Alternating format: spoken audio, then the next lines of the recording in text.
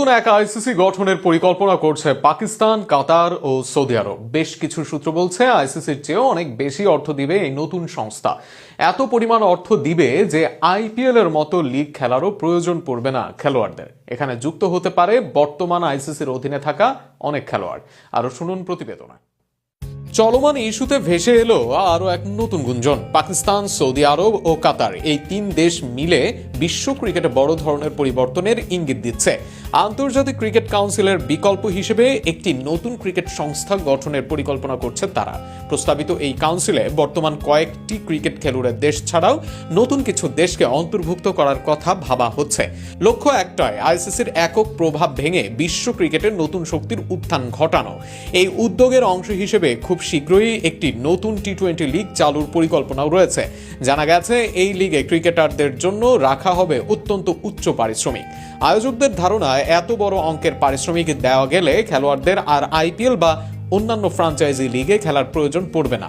ফলে নতুন লিগটি অল্প সময়ের মধ্যেই বিশ্ব ক্রিকেটে বড় আকর্ষণ হয়ে উঠতে পারে।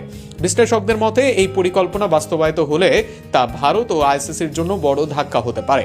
পাকিস্তানের প্রতিরক্ষা মন্ত্রী খাজা আসিফ প্রকাশ্যে আইসিসির সমালোচনা করেছেন। তার মতে আইসিসি এখন নিরপেক্ষ কোনো সংস্থা নয়, বরং এটি একটি নির্দিষ্ট দেশের রাজনৈতিক ও আর্থিক প্রভাবের কাছে জিম্মি।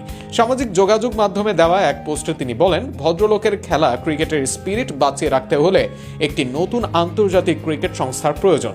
দক্ষিণ এশিয়ায় আইসিসি কার্যত ভারতীয় রাজনৈতিক স্বার্থের অধীনে চলে গেছে। আইসিসির সঙ্গে পাকিস্তানের বিরোধ আরও তীব্র হয় সাম্প্রতিক একটি সিদ্ধান্তের উপর।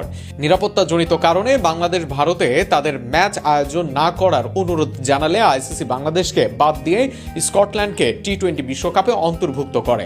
এই সিদ্ধান্তে প্রকাশ্যে অসন্তোষ জানায় পাকিস্তান, যা দুই পক্ষের দূরত্ব আরও বাড়িয়ে দেয়।